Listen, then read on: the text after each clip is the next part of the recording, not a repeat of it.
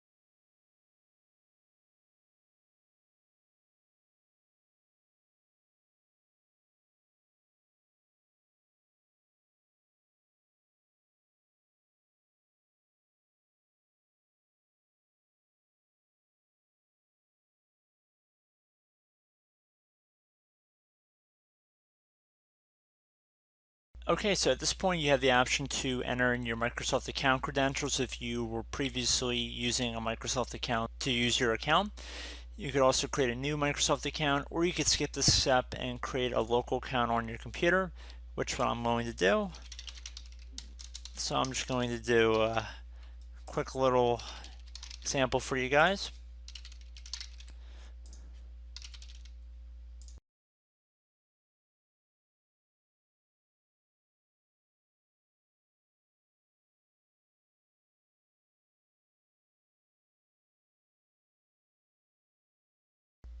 I am not going to enable Cortana, so I'm going to select Not Now.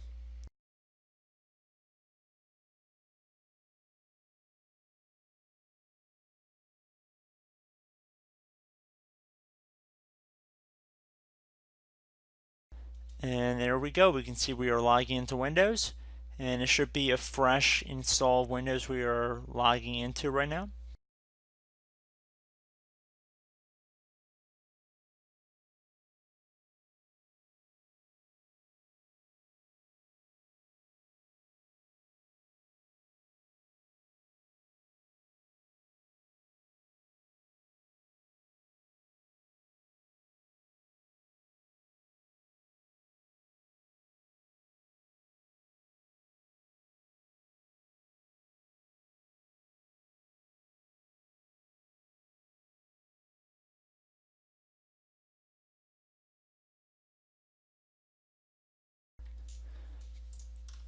Okay, so we actually have an update waiting, but I'm not going to select that, so I'm going to do Not Now, bottom left. Okay guys, I'm back. So our HP computer should have been reset to factory state at this point, so I would recommend getting your computer set up how you like it, and then creating a system restore point and then a backup to an external medium source, so like a USB flash drive, CD, DVD, whatever you prefer, just as good practice. But I do hope this brief tutorial was able to help you guys out. And as always, thank you for watching, and I do look forward to catching you all in the next tutorial. Goodbye.